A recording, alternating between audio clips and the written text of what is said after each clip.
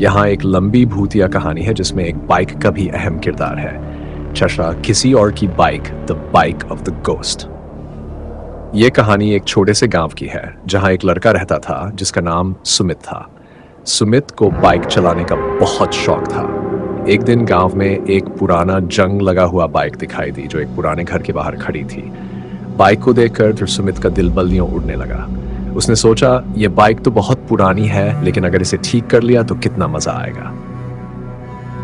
सुमित ने बाइक को अपने घर ले आया और उसे ठीक करना शुरू किया। जैसे जैसे वह बाइक को ठीक करता गया, उसकी हालत और बेहतर होती गई। लेकिन एक अजीब बात यह थी कि बाइक हमेशा रात के वक्त ही चमकने लगती थी।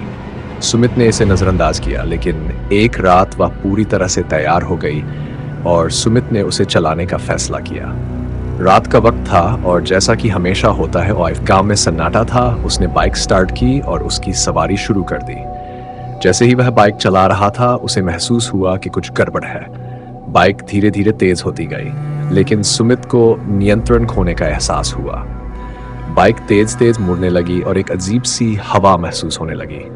सुमित को लगा जैसे कोई इनविजिबल फोर्स उसे खींच रही हो। उसने बाइक को रोकने की कोशिश की, लेकिन बाइक एक सुनसान रास्ते पर और तेज भागने लगी। तभी उसकी आंखों के सामने एक डरावनी छवि आई। एक औरत की आकृति जो पूरी तरह से सफेद कपड़े में लिपटी हुई थी, बाइक के सामने खड़ी हो गई। सुमित ने गाड़ी को झटके से रोका, लेकिन वह आत्मा तेजी से उसके पास आई और उसने कहा, यह बाइक अब मेरी है और तुम इसे कभी नहीं छोड़ सकोगे। तब सुमित ने बाइक छोड़ दी और गांव लौट आया। अगले दिन जब वह उसी रास्ते से गया तो बाइक फिर से उसी पुराने घर के बाहर खड़ी मिली।